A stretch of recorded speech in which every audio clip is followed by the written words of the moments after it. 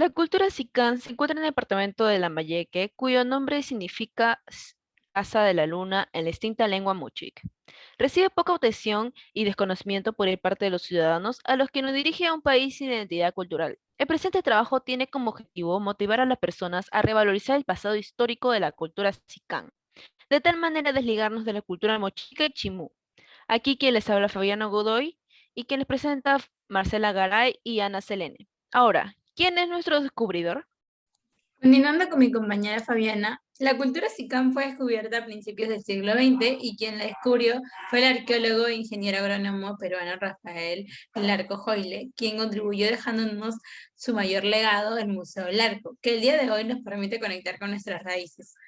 Ahora, tenemos también a Izumi Shimada y Walter Alba, fueron los dos principales investigadores de la cultura Sicán y quienes se encargaron de la investigación y el trabajo que se llevó a cabo para nosotros hoy en día poder obtener mayor información sobre esa cultura.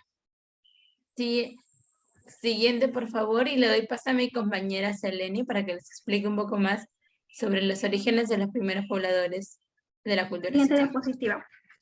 Gracias. Los sicanes se creían descendientes de Nailam. Esta leyenda fue nombrada por Miguel Cabello de Balboa en su Miscelánea Antártica. Se trata de un personaje que llegó a las costas de Lambayeque acompañado de su familia, servidores y oficiales. Siguiente diapositiva. Se establecieron rápidamente y construyeron un templo llamado Chot. En el lugar principal colocaron al ídolo de piedra llamado Yampayek, lo que deriva el nombre Lambayek. Siguiente diapositiva. Con el tiempo, la muerte le visita a Nailam y este fue enterrado a escondidas. Le sucede a su hijo Sium al trono y bueno, este murió en una cueva y como Sicanji no tenía un rey, fue conquistado por los Chimús. Siguiente diapositiva, por favor. Lambayeque fue originado por un proceso de fusionar la cultura mochica, cajamarca y wari. Estos son estilos inclusivos que a fines de Horizonte Medio aparece un estilo dominante que lo conocemos como la cultura Sican. Siguiente diapositiva. La ubicación. Sican se ubica en el valle medio del río La Leche, en Patán Grande. Delimita por el norte con el desierto de Sechura en Piura, por el sur con el río Saña, por el oeste con el Océano Pacífico y por el este con las estribaciones de los Andes. Siguiente diapositiva. Doy pase a mi compañera para que nos hable un poco de metalurgia. Gracias, amiga. Bien, continuando, metalurgia. Son reconocidos como la cultura que tuvo la metalurgia más avanzada de la región y de hecho la que marcó el inicio de la era de bronce en el Perú. Algunas preciosas piedras que se han encontrado en la cultura Sicán fueron productos de trueques con otras culturas. Si bien es cierto que dentro de la orfebrería las piezas más conocidas son las máscaras y los tumis, por las joyas encontradas se evidencia la destreza de sus orfebres, así como el manejo de la metalurgia que dominó esta cultura, y prueba de ello las imágenes de referencia. Siguiente, por favor. Minería. Extraían minerales como la maliquita, la arsenopirita, entre otros, con contenidos en cobre y arsénico. Materiales claves para la fundición del cobre arsenical, además tenían algún tipo de bolsa para recolectar lo extraído y posiblemente también cántaros con agua. Siguiente, por favor.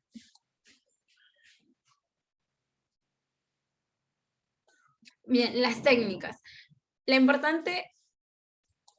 Una de las más importantes es el laminado y consistía en estirar o expandir delgadas láminas de metal mediante golpes de poco a poco con martillos para ir adelgazándolo de poco a poco hasta llegar al grosor deseado, y todo esto sobre una superficie dura. Ahora, tenemos también las técnicas decorativas y mencionaré dos de ellas. La más importante es el engaste y el cincelado.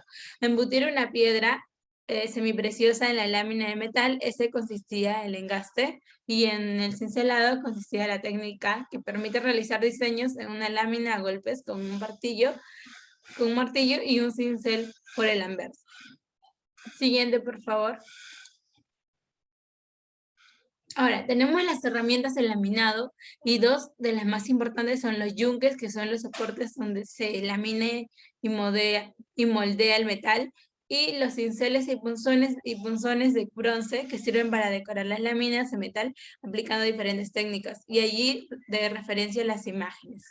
Un poblador de Sican. A continuación le doy paso a mi compañera. Gracias. Cerámica. Entre sus ceramios más representativos y principales de la cultura Sican es la botella Huacray porque representaría al dios de los Sican. Siguiente diapositiva, por favor. Ellos eran alfareros y muchas de sus técnicas se deben por la influencia de la cultura moche, y otras culturas que le permitieron tener una amplia gestión del comercio. Siguiente diapositiva. Entre sus técnicas hablamos el moldeado, que consiste en presionar un trozo de arcilla al interior de los moldes. Estos moldes podrían ser completos o parciales, como en esta imagen donde vemos moldes parciales de asas que forman parte de diferentes botellas. También presenta relieves de molde, como en el caso del relieve donde presenta un molde donde representa un guerrero de la cultura moche con ojos salados. Antes de aplicar la arcilla en los moldes, se espolvorea en la parte inferior ceniza o arena para que este no se rompa o se quiebre. Luego se deja reposar por unos minutos y damos el proceso de cocción. Siguiente, por favor. Gracias. En este proceso se empieza con la preparación del horno. Estos hornos se encontraban en excavaciones de fosas. Estaban hechos de arcilla en la parte inferior. Se juntaba con las cerámicas precocidas y se mezclaba con el combustible como el estiércol. La coloración de sus cerámicas variaba dependiendo de la temperatura del horno. Teníamos colores oscuros y claros. En los colores oscuros como el negro o el gris, dependía si el horno estaba cerrado. Y en los colores claros, el horno se mantenía abierto. De esta forma saldrían estos colores. Siguiente diapositiva, por favor. La textilería. La vestimenta de los sicanes eran coloridos y hechos de algodón fino. Ellos aplicaban estas textilerías en diferentes aspectos como para recibir un nuevo ciclo de vida. También se realizaba para sacrificios en ritos religiosos y negociaciones entre los pobladores. Los sicanes no se caracterizaban en textilería, sino en metalurgia, muy profesionales en ello. Pero gracias al estudio de los arqueólogos, encontramos algunos de ellos, el cual es el más importante y se aprecia en esta imagen, que vendría a ser el manto de Lambayeque, donde aparece el dios Nailam. Siguiente diapositiva. Pinturas murales, compañera. Bien, continuando con pinturas murales, para la cultura sicán era muy importante plasmar mediante pinturas murales sus grandes hazañas, también la élite, sus tradiciones y costumbres, pero sobre todo su religión. Es por ello que a menudo cada que se ha encontrado pinturas murales son más relacionadas a la religión, con tumbas u obras, pero ya no con tanta claridad, pues el transcurso del tiempo ha jugado en contra. Ahora, tenemos en el ejemplo número 1 en esta diapositiva como en la Huacal es conocida como se encontró en lo que es conocida como la huaca loro, también llamada por algunos huaca oro. En la actualidad se ha perdido todo rasgos de esta pintura, quedando solo la documentación gráfica 19 y 20. Perdón. Ejemplo número 2. Siguiente diapositiva, por favor. Ok, en la Huaca Corte 53, el doctor Chimada encontró en 1979 una pintura en un muro de la pirámide que estaba en muy malas condiciones. Consistía en un rostro de la deidad con diseño superior de la ola escalonada, la figura 25, tanto como la 24, y es la única que se conoce de este sitio. Le doy paso a mi compañera. Arquitectura. La cultura lambayeque-ocicán creó numerosos complejos en donde vivían reyes sacerdotes. Estos centros eran religiosos porque los sicanes entraban a realizar sus ofrendas a los dioses. Algunas de sus características en arquitectura fueron sus pirámides truncas que favoreció la organización, además sus adobes hechos de barro porque portaban marcas en ellos. Según el Museo Nacional de Sicán, se encontró 200 huellas o marcas en los adobes. Siguiente diapositiva, por favor. Sus complejos arquitectónicos principales tenemos Batán Grande, su capital, y se distingue por tener un personaje mirando al este y fue enterrado a 12 metros de profundidad, sentado en posición fetal, con 2 mujeres jóvenes y niños.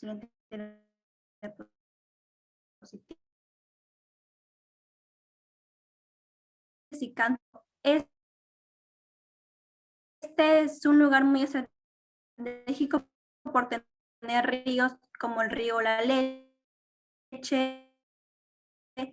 o Lambayeque. Además, presenta las pirámides más grandes y distribución agrícola, las calles, y por tener canales y campos de cultivos en diferentes áreas. Siguiente diapositiva, por favor.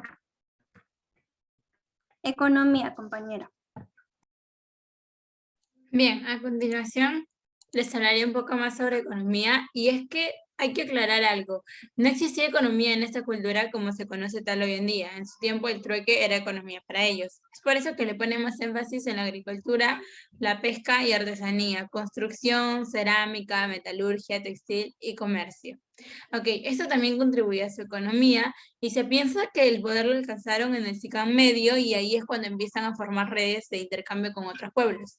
Es decir, debió ocurrir entre el año 850 después de Cristo y 900 después de Cristo para intercambiar estos bienes. Se piensa que ellos entregaban el metal de cobre arsenical, que era una de sus producciones masivas más reconocidas. Es decir, tejieron una red de intercambio de cerca de 200 y 1500 kilómetros a lo largo de sus ejes este, oeste y norte-sur, respectivamente, atravesando todo tipo de accidentes geográficos, ya sea por mar o por tierra, con el fin de adquirir tan diferentes materias primas y bienes.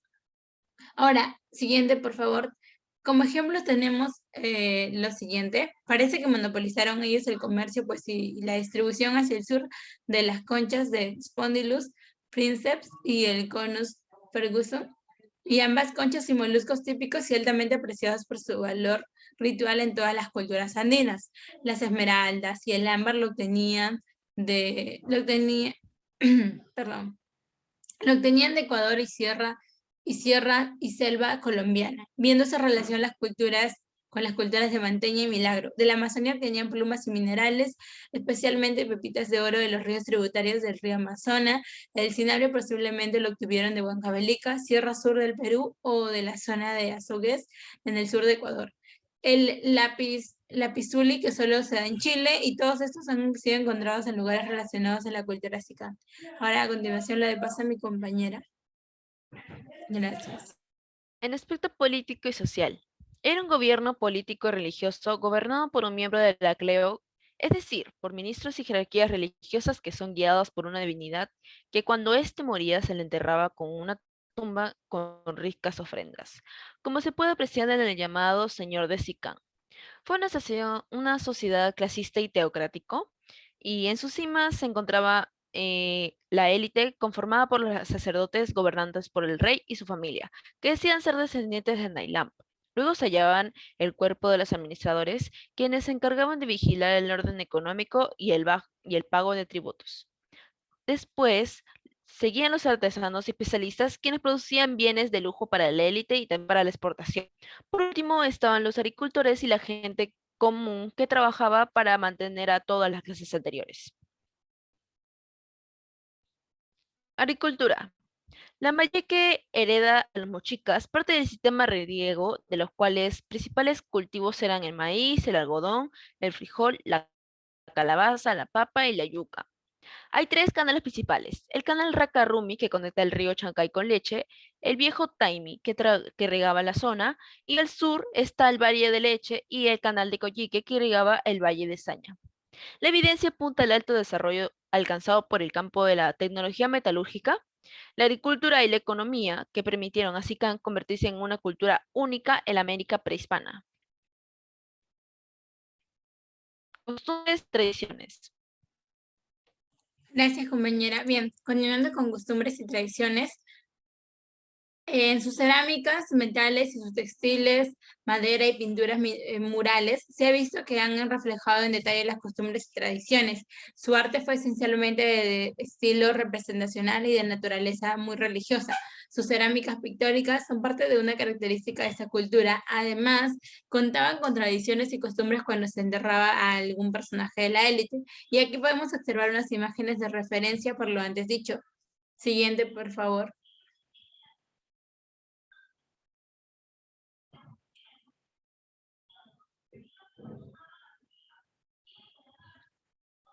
Otras imágenes de referencia. Siguiente, por favor.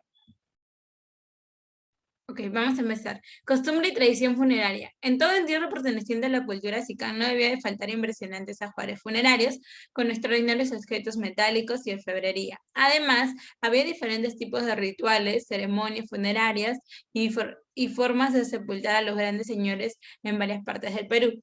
Asimismo, eran enterrados sus fieles soldados y sus armas junto con sus esposas. Ejemplo, el señor Rosicán, en su entierro se encontró todo lo antes mencionado y los muertos pertenecientes a la élite llevaban una máscara pintada con cinabrio. Siguiente, por favor.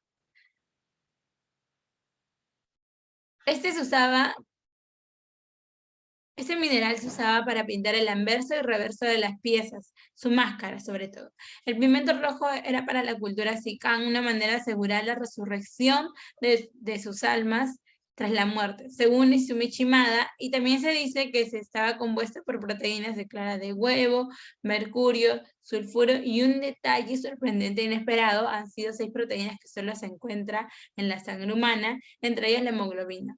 Fueron mezcladas entre el pigmento como parte del ritual funerario. Ahora, siguiente, por favor. En religión, esta cultura se consolidó alrededor de una creencia religiosa y un estado teocrático bajo la figura del dios Nailam. Lo de paso a mi compañera. Gracias. Fase temprana. Este es un periodo poco conocido, ya que los objetos arqueológicos como la cerámica, la textilería y la arquitectura son raros. Se asocia en la última etapa de la cultura mochica y la gran influencia de Wari. Es una de las culturas más textiles. La breve pero trascendental influencia ideológica de Wari siguió impulsada por el surgimiento de los misioneros. Fue una época de plena expansión de la cultura Wari. En este momento los valores ideológicos estaban siendo cuestionados y reexaminados, y por otro lado los elementos extraños de la religión Wari y Pachamac llegaron con mucha fuerza. Un ejemplo es la cerámica, donde se combinan estilos foraneros con elementos mochicas, y el centro de poder se trasladó a tan grande, donde nació un nuevo movimiento político y religioso que poco a poco comenzó a tomar el poder en la región. Fase intermedia. Se unificó y se adquirió su propia identidad cultural. En el conjunto de Batangrande se estableció una capital gobernada por reyes sacerdotes que difundieron el culto de adoración al dios Isicán.